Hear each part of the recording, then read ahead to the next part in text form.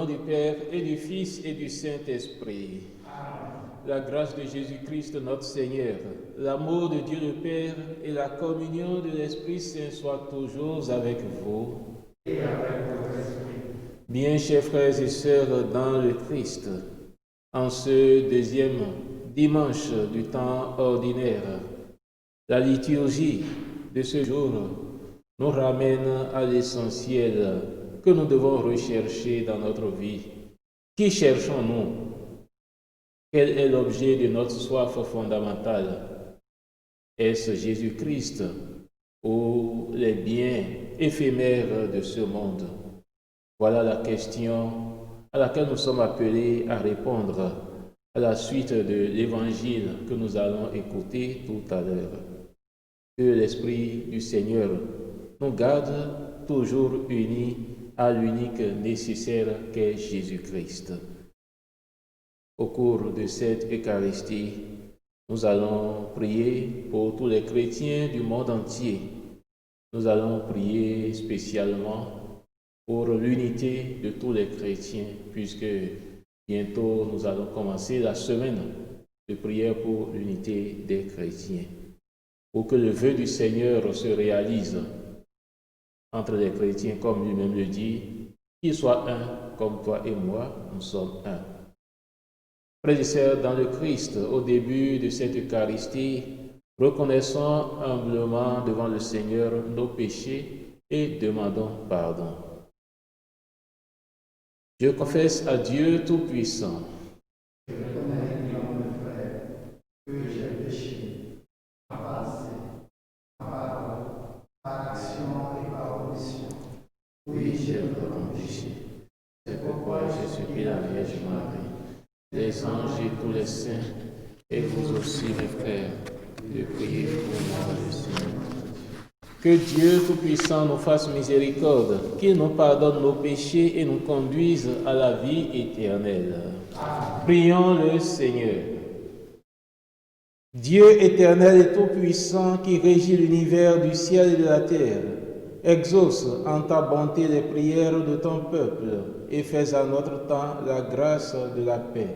Par Jésus-Christ, ton Fils unique, notre Seigneur et notre Dieu, qui vit et règne avec toi et le Saint-Esprit, maintenant et pour les siècles des siècles. Amen.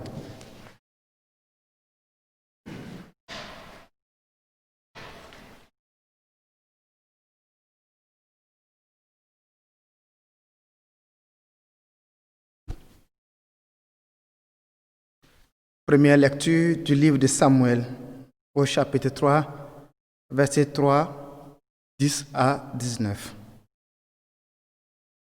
En ces jours-là, le jeune Samuel était couché dans le temple du Seigneur à Silo, où se trouvait l'arche de Dieu.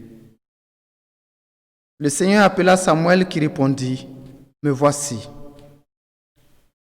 Il courut vers le prêtre Élie et il dit, « Tu m'as appelé, me voici. » Il lui répondit, « Je ne t'ai pas appelé, retourne te coucher. » L'enfant alla se coucher. De nouveau, le Seigneur appela Samuel, et Samuel se leva, il alla auprès d'Élie et il dit, « Tu m'as appelé, me voici. » Il lui répondit, « Je ne t'ai pas appelé, mon fils. Retourne te coucher. » Samuel ne connaissait pas encore le Seigneur et la parole du Seigneur ne lui avait pas encore été révélée. De nouveau, le Seigneur appela Samuel. Celui-ci se leva, il alla auprès d'Élie et il dit, « Tu m'as appelé, me voici. » Alors Élie comprit que c'était le Seigneur qui appelait l'enfant et il lui dit, « Va te coucher et s'il t'appelle, tu diras, « Parle, Seigneur, ton serviteur écoute. » Samuel alla se recoucher à sa place habituelle. Le Seigneur vint et il se tenait là et il appela comme les autres fois, « Samuel, Samuel !» Et Samuel répondit, « Parle, ton serviteur écoute. » Samuel grandit, le Seigneur était avec lui et il ne laissa aucune de ses paroles sans effet. Parole du Seigneur.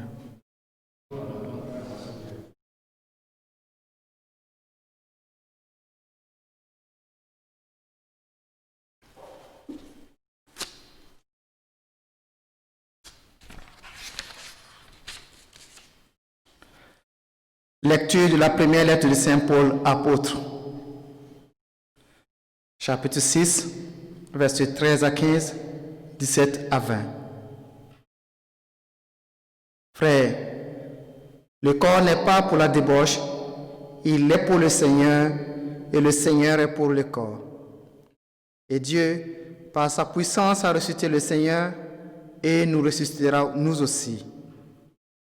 Ne savez-vous pas? Vos corps sont les membres du Christ. Celui qui s'unit au Seigneur ne fait avec lui qu'un seul esprit. Fuyez la débauche. Tous les péchés que l'homme peut commettre sont extérieurs à son corps, mais l'homme qui se livre à la débauche commet un péché contre son propre corps. Ne le savez-vous pas? Votre corps est un sanctuaire de l'Esprit Saint, lui qui est en vous et que vous avez reçu de Dieu. Vous ne vous appartenez plus à vous-même, car vous avez été achetés à grand prix. Rendez donc gloire à Dieu dans votre corps. Parole du Seigneur.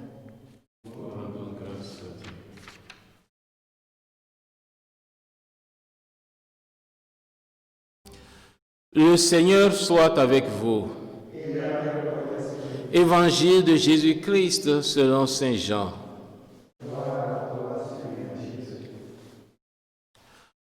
En ce temps-là, Jean le Baptiste se trouvait avec 2 de ses disciples. Posant son regard sur Jésus qui allait et venait, il dit, « Voici l'agneau de Dieu. » Les 2 disciples entendirent ce qu'il disait et ils suivirent Jésus. Se retournant, Jésus vit qu'ils le suivaient et leur dit, « Que cherchez-vous » Ils lui répondirent, « Rabbi », ce qui veut dire « Maître », « Où demeures-tu » Il leur dit, « Venez et vous verrez. » Ils allèrent donc, ils virent où il demeurait et ils restèrent auprès de lui ce jour-là. C'était vers la 10e heure. André, le frère de Simon-Pierre, était l'un des 2 disciples qui avaient entendu la parole de Jean et qui avaient suivi Jésus. Il trouve d'abord Simon, son propre frère, et lui dit, « Nous avons trouvé le Messie, ce qui veut dire le Christ. » André amena son frère à Jésus. Jésus posa son regard sur lui et dit, « Tu es Simon, fils de Jean. Tu t'appelleras Képhas, ce qui veut dire Pierre. » Acclamons la parole de Dieu.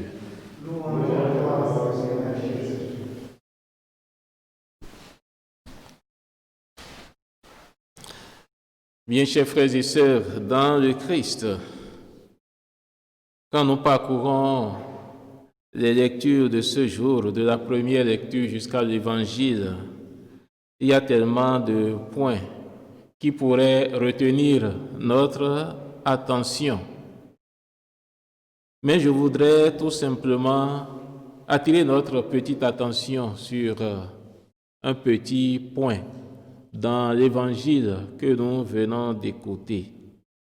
Nous avons entendu tout à l'heure Jean qui, dans son humilité, l'humilité qu'on lui connaît, a orienté ses disciples vers Jésus. Quand il a vu Jésus, il dit à ses disciples, « Voici désormais celui que nous devons suivre. » Jean qui est toujours resté dans sa logique de précurseur, de celui qui indique le chemin pour les autres. Il ne se place pas au devant pour dire « c'est moi ». Non. Et voilà l'attitude du bon serviteur de Dieu. Un peu comme le rôle que Élie a joué par rapport à son fils spirituel, Samuel, dans la première lecture. Celui qui indique le chemin L'envoyé de Dieu, ce n'est pas celui qui vient maintenant faire écran à la lumière, à la gloire de Dieu auprès des hommes. C'est celui qui indique le chemin. Ce n'est pas celui qui est là pour rechercher les honneurs, pour travailler à son intérêt, à son avantage seulement. Tu dois indiquer le chemin. Et c'est en cela que consiste la vocation de tout un chacun de nous, quelle que soit la fonction à laquelle nous sommes appelés. Dans notre vie, nous devons savoir indiquer le chemin aux autres.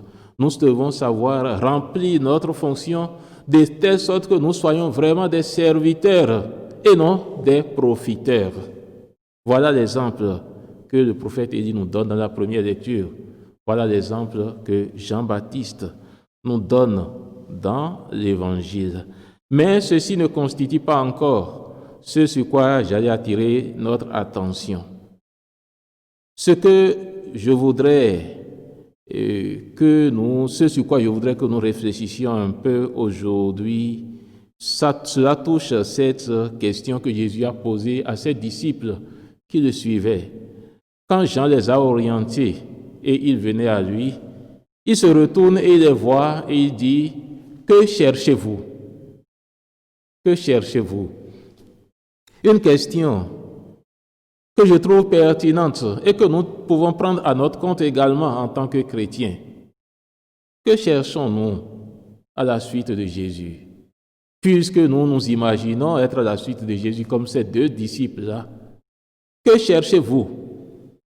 Que cherchez-vous en embrassant la foi chrétienne? Que cherchez-vous en prenant le chemin de l'Église aujourd'hui pour venir écouter la parole de Dieu? Lorsque nous revenons à l'Évangile, nous voyons les disciples ici qui répondent à Jésus-Christ. Où demeures-tu? Ils veulent savoir où demeure le Maître. Et si nous devons nous en tenir aux mots, c'est-à-dire à la lettre, à ce qui est écrit, nous allons penser que ces disciples manifestaient une simple curiosité. Ils veulent juste savoir où est-ce qu'ils demeurent, dans quelle ville, dans quelle zone, dans quel arrondissement, si on doit parler à notre thème aujourd'hui.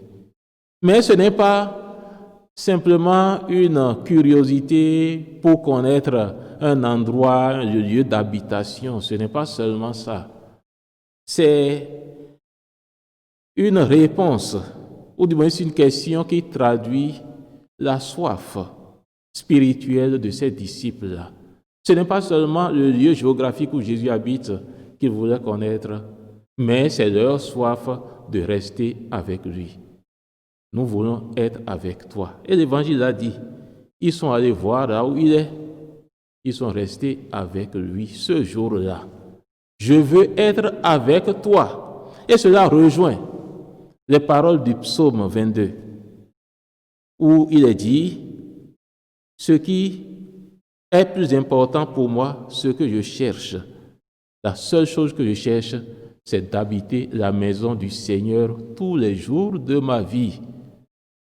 Habiter la maison du Seigneur, c'est-à-dire rester en communion avec lui, vivre en intimité avec lui, expérimenter l'amour intense avec le Seigneur. Voilà la soif fondamentale qui habite tout homme. Et je dirais que cette soif-là est dans le cœur de chacun de nous et c'est une soif dont nous ne sommes peut-être pas conscients. Mais cette soif est là et elle nous motive toujours. Nous recherchons le Seigneur.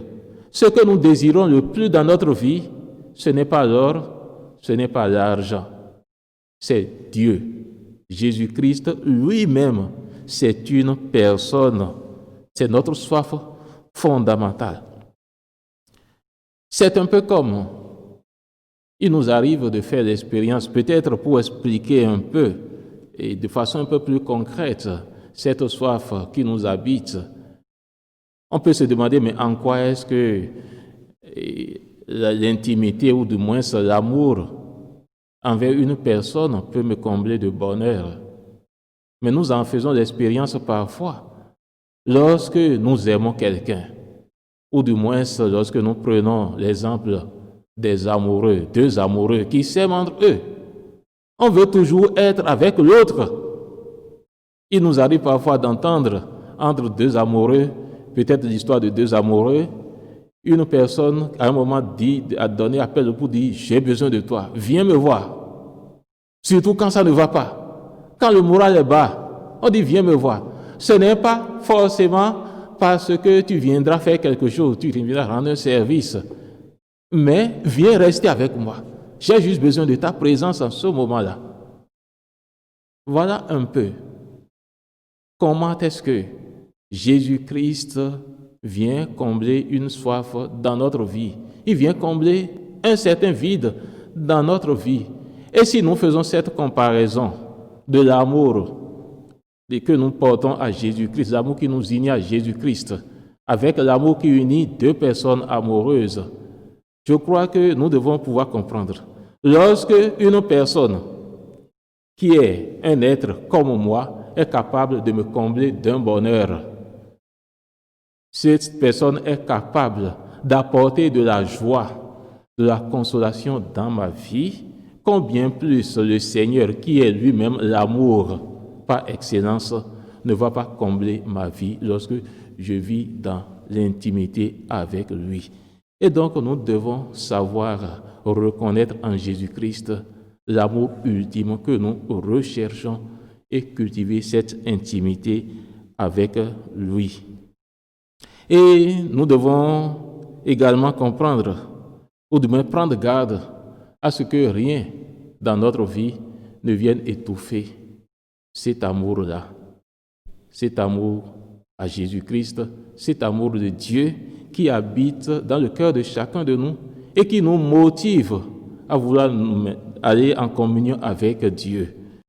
Que nos problèmes, que d'autres intérêts ne viennent pas étouffer cette soif-là en nous. Si j'ai des problèmes aujourd'hui qui m'empêchent de me concentrer pour prier, si j'ai des problèmes qui m'empêchent d'avoir du temps ou bien d'avoir du cœur pour aller à la messe, pour aller à l'église ou bien à des séances de prière, cela veut dire que le danger est déjà là.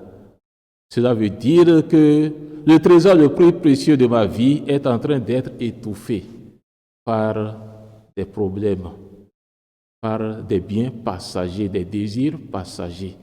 Et donc, le défi, l'appel à chacun de nous aujourd'hui, c'est de savoir conserver vivante en nous la flamme de cet amour de Dieu, quel que soit ce qui se passe. Parce que, comme le dit l'Évangile, ce que nous voulons, c'est d'être avec Dieu. Et Jésus-Christ lui-même l'a dit quand il était perdu et que les séparations allaient le retrouver à Jérusalem. Il a dit, je dois être chez mon Père.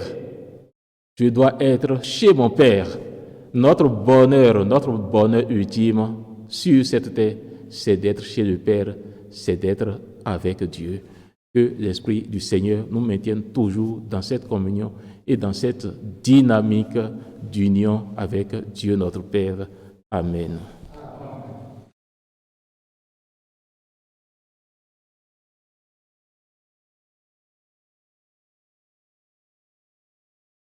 Chers frères et sœurs dans le Christ, nous venons d'écouter la parole de Dieu qui oriente une fois encore notre esprit vers Dieu, l'objet ultime de notre désir, vers qui nous devons toujours tendre. Nous voulons à présent renouveler notre foi en ce Dieu qui nous appelle à nous unir à lui. Je crois en Dieu,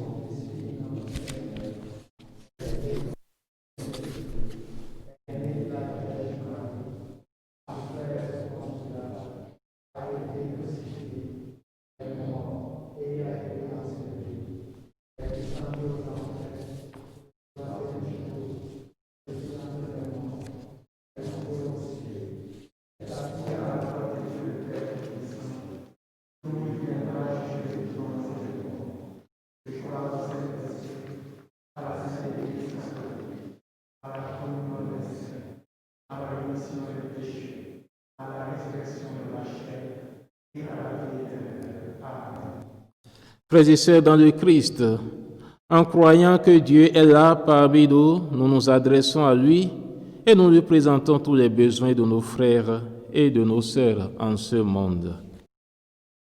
Avec la même docilité que le petit Samuel, prions pour toute l'Église, qu'elle reste toujours à l'écoute du Christ, unique parole authentique du Père. Seigneur, nous te prions. D'un grand espoir, nous espérons que le Seigneur se penche sur le peuple américain et tous les peuples divisés du monde, qu'il les aide à entrer dans le chemin de la réconciliation nationale. Seigneur, nous te supplions. Nos corps sont les membres du Christ. Avec cette parole de Paul, prions pour la guérison de nos frères et sœurs malades, notamment les plus faibles et les plus démunis qui sont confrontés à la crise sanitaire. Seigneur, nous te prions. 18 janvier est la semaine de l'unité des chrétiens qui va débuter. Que notre assemblée soit remplie par l'amour du Seigneur en ouvrant grande sa porte et son cœur pour prendre les chemins de la rencontre et de l'accueil des autres pour le bon accueil du pasteur évangélique. Père, nous te prions.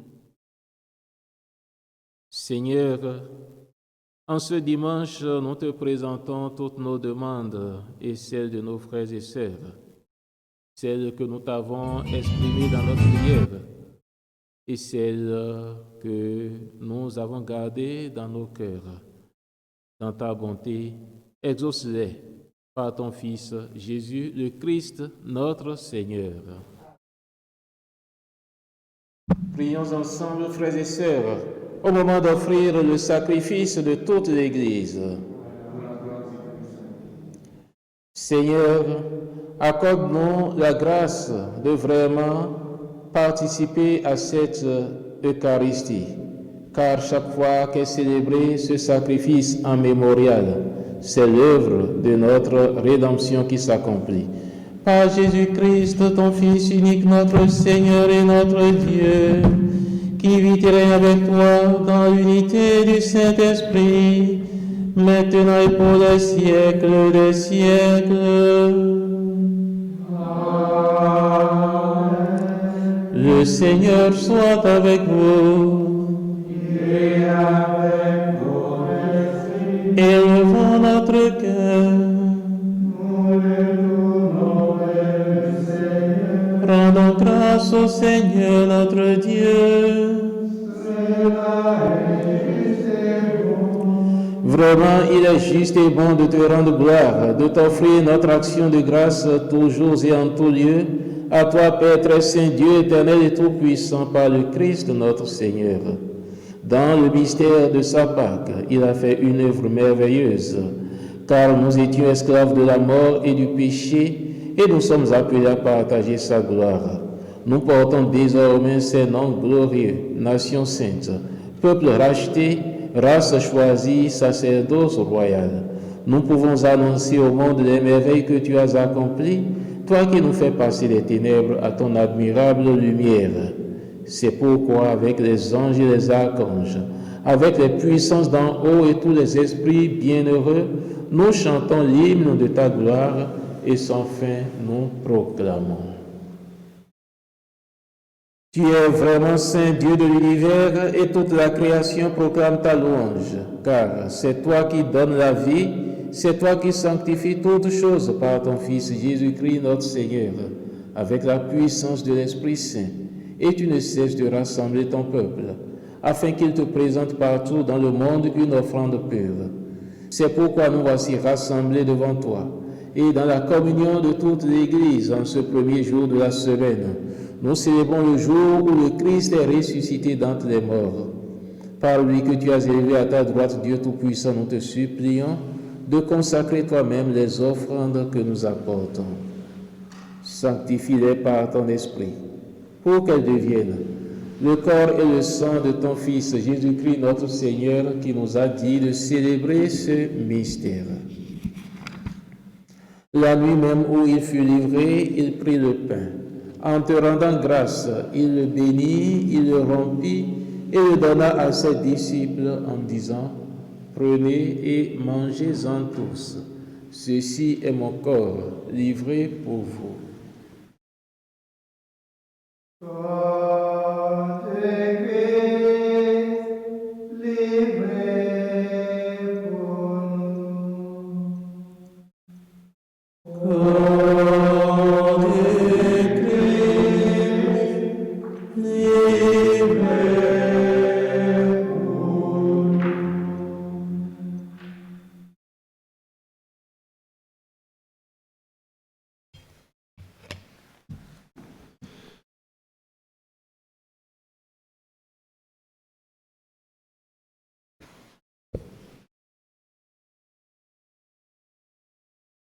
De même, à la fin du repas, il prit la coupe. En te rendant grâce, il la bénit et la donna à ses disciples en disant, « Prenez et buvez-en tous, car ceci est la coupe de mon sang, le sang de l'alliance nouvelle et éternelle qui sera versé pour vous et pour la multitude en rémission des péchés.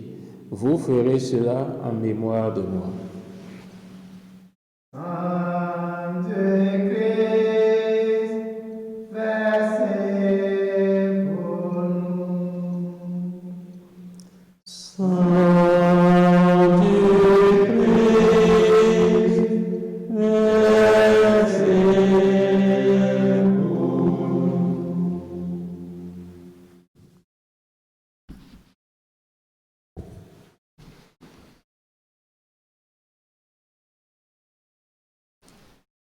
Il est grand le mystère de la foi.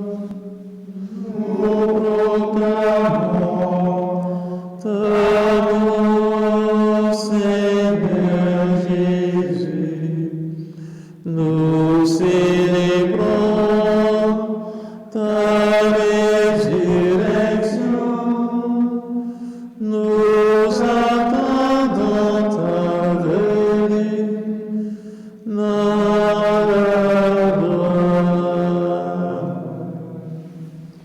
En faisant mémoire de ton Fils, de sa passion qui nous sauve, de sa glorieuse résurrection et de son ascension dans le ciel, alors que nous attendons son dernier avènement, nous présentons cette offrande vivante et sainte pour te rendre grâce.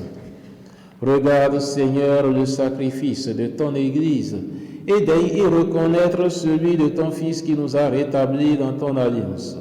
Quand nous serons nourris de son corps et de son sang et remplis de l'Esprit Saint, accorde-nous d'être un seul corps et un seul esprit dans le Christ. Que l'Esprit Saint fasse de nous une éternelle offrande à ta gloire, pour que nous obtenions un jour les biens du monde à venir, auprès de la Vierge Marie, la bienheureuse Mère de Dieu, avec les apôtres, les martyrs et tous les saints qui ne cessent d'intercéder pour nous. Et maintenant, nous te supplions, Seigneur, par le sacrifice qui nous réconcilie avec toi, étends au monde entier le salut et la paix. Affermis la foi et la charité de ton Église au long de son chemin sur la terre. Veille sur ton serviteur le pape François et notre évêque Christophe, l'ensemble des évêques, les prêtres, les diacres et tout le peuple des rachetés. Écoute les prières de ta famille ici assemblée devant toi. Écoute les prières de nos frères et sœurs qui sont unis à nous dans cette célébration eucharistique et ramène à toi, Père très aimant, tous tes enfants dispersés. Pour nos frères et sœurs défunts, pour ta servante, notre sœur Solange Tamboué, pour les hommes qui ont quitté ce monde et dont tu connais la droiture, nous te prions.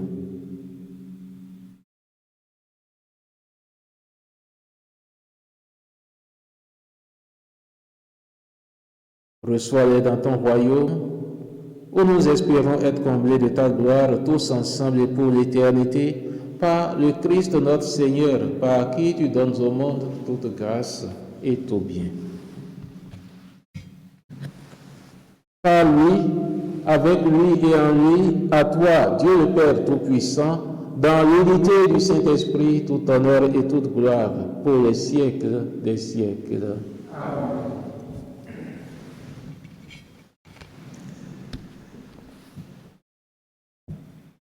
Frères et sœurs dans le Christ, comme nous l'avons vu avec l'évangile de tout à l'heure, le Seigneur nous invite à orienter toujours notre désir, nos désirs vers lui, l'unique nécessaire. Et pour cela, nous voulons nous unir d'intention avec nos frères et sœurs qui, pour des problèmes de la vie, se retrouvent aujourd'hui dans une situation désespérée, ceux-là qui n'espèrent plus, qui n'ont pas espoir, qui n'ont plus d'espoir, qui ne considèrent plus Dieu comme leur Père, comme un Père qui les aime et qui est toujours à leur écoute. Nous allons nous unir d'intention à tous ceux-là, nous portons leurs intentions, leurs préoccupations dans notre prière, et avec eux, nous nous tournons vers Dieu et nous le supplions comme les enfants d'un même Père. Ensemble, nous reprenons la prière que notre Sauveur Jésus-Christ nous a enseignée.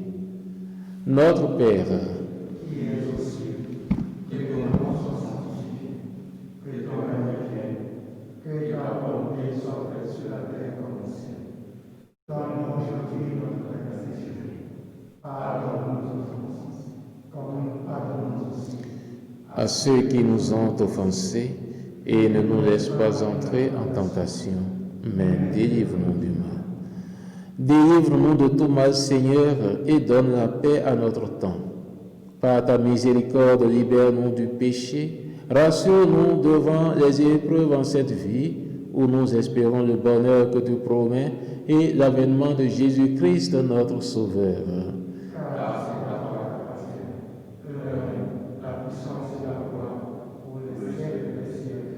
Seigneur Jésus-Christ, tu as dit à tes apôtres, et tu nous dis encore aujourd'hui, je vous laisse la paix.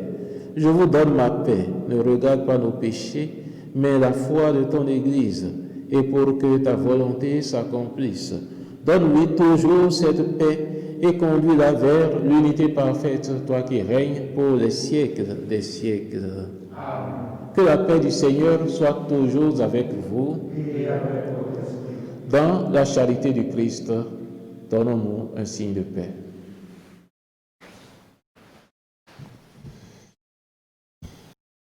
Heureux les invités au repas du Seigneur. Voici l'agneau de Dieu qui enlève le péché du monde.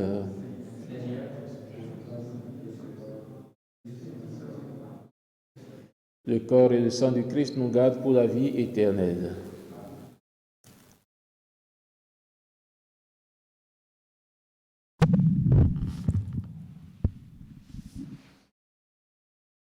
Prions le Seigneur.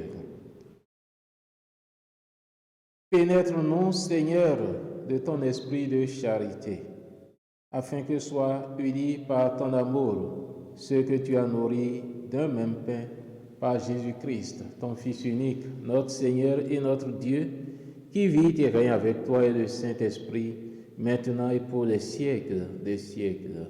Amen. Merci pour la participation à cette célébration eucharistique et union de prière avec nos frères et sœurs à la maison. Le Seigneur soit avec vous.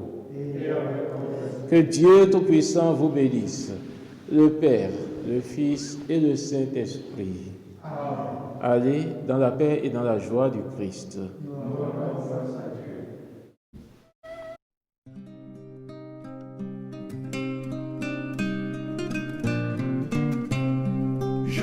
Salue Marie comblée de grâce, le Seigneur est avec vous. Vous êtes bénie entre toutes les femmes, et Jésus, votre enfant, est béni. Sainte Marie, Mère de Dieu, priez pour nous, pauvres pécheurs, maintenant et à l'heure de la mort. Amen, Amen, Alléluia.